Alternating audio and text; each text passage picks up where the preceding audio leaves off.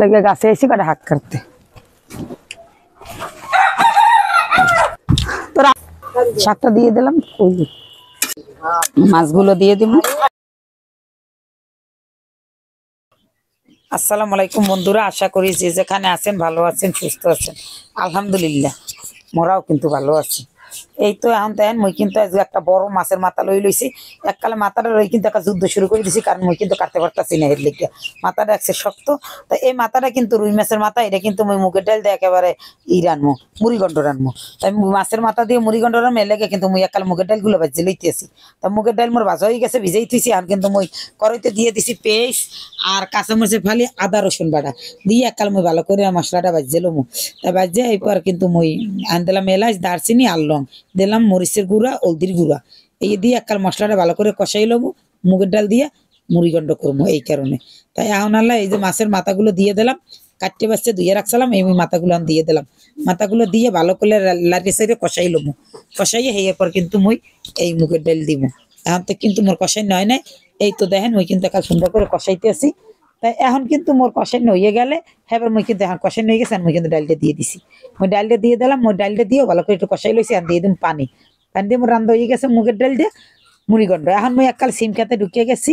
হ্যাঁ মুই লাউ খেতে, মোর লাউ গাছ আর সিম গাছ ছোট্ট বাগানের, হ্যাঁ গুনে মুই দুটো লাউ আনবো।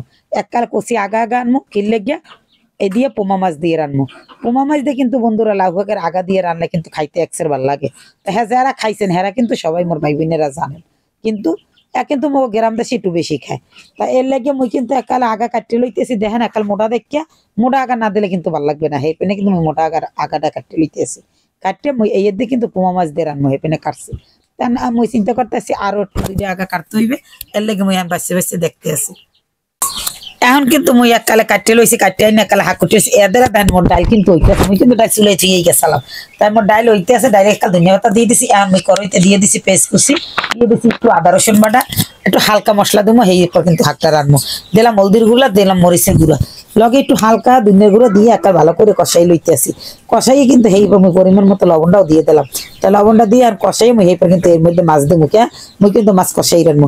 দিয়ে দিলাম কয়টা কাঁচামরিচের ফালি, আর এই কিন্তু মুই দিয়ে দিলাম মাছ। মোর মাছটা আগে আমি ধুইয়া কুটে একাল পরিষ্কার করে রাখছি। এখন আস্তে আস্তে লাড়াচাড়া দেবো। কি এর লেগে পোমা মাছ কিন্তু খাইতে অনেক নরম বন্ধুরা, আর এমনিও মাছটা নরম হয়, কিন্তু আপনারা জানেন মাছটা একাল নরম হয়, এতে কোনো বেশি তরকারি খানে না। কিন্তু মই আজ লাউ শাকের আগা দিছি, খাইতে কিন্তু একসাথে ভালো লাগছে না। তাই এখন মই একটুখানি পানি দিয়ে দিলাম। পানি দিয়ে মুই কিন্তু এর মধ্যে মাছটা সুন্দর করে কষাই লইছি। কষাই উঠেই এই তেমন মাছ কষাই উঠেই যাচ্ছে, মুই কিন্তু আবার হাতটা দিয়ে দিচ্ছি। হাতটাও কষাই আর সুন্দর করে উপরে উপরে একটা একটা করে মাছ দিয়ে দিতে আছি। আর এই দেখেন কিন্তু মোর এই ডাল কিন্তু একটা হয়ে গেছে। মাছ হয়ে গেছে, মুই কিন্তু তাতে ঝোল রাখবো না। মাছটা একটু হুবনব নাই, খাইতে কিন্তু বন্ধুরা একসের মজা হইছিল।